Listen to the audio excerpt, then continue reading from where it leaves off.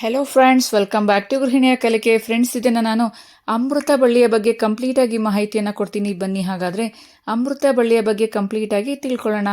ಆಯುರ್ವೇದದಲ್ಲಿ ಒಂದು ಅದ್ಭುತವಾದ ಗಿಡಮೂಲಿಕೆ ಅಂದರೆ ಅಮೃತ ಬಳ್ಳಿ. ಇದು ರೋಗ ನಿರೋಧಕ ಶಕ್ತಿಯನ್ನು ಹೆಚ್ಚಿಸುತ್ತೆ, ಅಪಾಯಕಾರಿ ಜ್ವರದಿಂದ ರಕ್ಷಣೆಯನ್ನು ನೀಡುತ್ತೆ. ಅಮೃತ ಬಳ್ಳಿಯು ಅಪಾಯಕಾರಿ ಜ್ವರಗಳಾದ ಡೆಂಗ್ಯೂ, ಹಂದಿ ಜ್ವರ, ಮಲೇರಿಯಾದಂತಹ ಹಲವಾರು ಮಾರಣಾಂತಿಕ ಪರಿಸ್ಥಿತಿಗಳ ಒಂದು ಚಿಹ್ನೆ ಹಾಗೂ ರೋಗ ಲಕ್ಷಣಗಳನ್ನು ಕಡಿಮೆ ಮಾಡುತ್ತೆ. ಜೀರ್ಣಕ್ರಿಯೆಯನ್ನು ಸುಧಾರಿಸುತ್ತದೆ ಅಮೃತ ಬಳ್ಳಿ. ಹೌದು, ಸಾಕಷ್ಟು ಮಂದಿಗೆ ಜೀರ್ಣಕ್ರಿಯೆ ಒಂದು ವ್ಯವಸ್ಥೆ ಸರಿಯಾಗಿರೋದ್ರಿಲ್ಲ, ಅದರಿಂದ ತುಂಬಾ ಸಮಸ್ಯೆಯನ್ನು ಪಡ್ತಾ ಇರ್ತಾರೆ. ಅಂಥವರು ಅಮೃತ ಬಳ್ಳಿಯನ್ನು ಆಗಾಗ್ಗೆ ಸೇವನೆ ಮಾಡಬಹುದು. ಇದು ಜೀರ್ಣಕ್ರಿಯೆಯನ್ನು ಸುಧಾರಿಸಲು ಮತ್ತು ಕರುಳಿಗೆ ಸಂಬಂಧಿಸಿದ ಸಮಸ್ಯೆಗಳಿಗೆ ಚಿಕಿತ್ಸೆಯನ್ನು ನೀಡಲು ಒಂದು ಸಹಕಾರಿಯಾಗಿದೆ. ಅಮೃತ ಬಳ್ಳಿಯ ಎಲೆಗಳನ್ನು ಬೆಲ್ಲದ ಜೊತೆ ಸೇರಿಸಿ ಸೇವನೆ ಮಾಡಿ. ಹೀಗೆ ಮಾಡೋದ್ರಿಂದ ಮಲಬದ್ಧತೆ ಸಹ ನಿವಾರಣೆ ಆಗುತ್ತೆ. ಇನ್ನು ಮಧುಮೇಹಕ್ಕೆ ತುಂಬಾ ಒಳ್ಳೆಯದು ಅಮೃತ ಬಳ್ಳಿ. ಅಮೃತ ಬಳ್ಳಿಯಲ್ಲಿರುವ ಗುಣಗಳು ಹೆಚ್ಚಿನ ಮಟ್ಟದ ರಕ್ತದಲ್ಲಿನ ಸಕ್ಕರೆಯನ್ನು ಕಡಿಮೆ ಮಾಡಲು ಸಹಾಯವನ್ನು ಮಾಡುತ್ತೆ.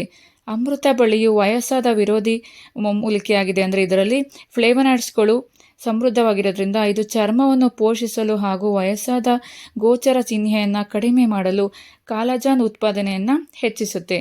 ಅಂದರೆ ಯಾರಿಗಾದರೂ ಯೌವನವಾಗಿ ಕಾಣಿಸ್ಕೋಬೇಕು ಅಂದರೆ ಅಮೃತ ಬಳ್ಳಿಯನ್ನು ಸೇವನೆ ಮಾಡ್ತಾ ಬನ್ನಿ ಫ್ರೆಂಡ್ಸ್. ಉಸಿರಾಟ ಹಾಗೂ ಸಂಧಿವಾತ ಸಮಸ್ಯೆಗೆ ಪರಿಹಾರ ಅಮೃತ ಬಳ್ಳಿ. ಯಾರೆಲ್ಲ ಕೀಲು ನೋವಿನಿಂದ ಬಳಲುತ್ತಿರ್ತಿರೋ ಅಂಥವರು ಅಮೃತ ಬಳ್ಳಿಯ ಒಂದು ಕಾಂಡದ ಪುಡಿಯನ್ನು ಹಾಲಿನೊಂದಿಗೆ ಕುದಿಸಿ ಸೇವನೆ ಮಾಡೋದ್ರಿಂದ ಸಂಧಿವಾತ ಸಮಸ್ಯೆ ಸಹ ನಿವಾರಣೆ ಆಗುತ್ತೆ. ಇನ್ನು ಹೃದಯದ ಆರೋಗ್ಯಕ್ಕೆ ತುಂಬಾ ಒಳ್ಳೆಯದು ಅಮೃತ ಬಳ್ಳಿ. ಹೃದಯಕ್ಕೆ ಸಂಬಂಧಿಸಿದ ಅನೇಕ ಸಮಸ್ಯೆಗಳನ್ನು ಅಮೃತ ಬಳ್ಳಿ ನಿವಾರಿಸುತ್ತೆ.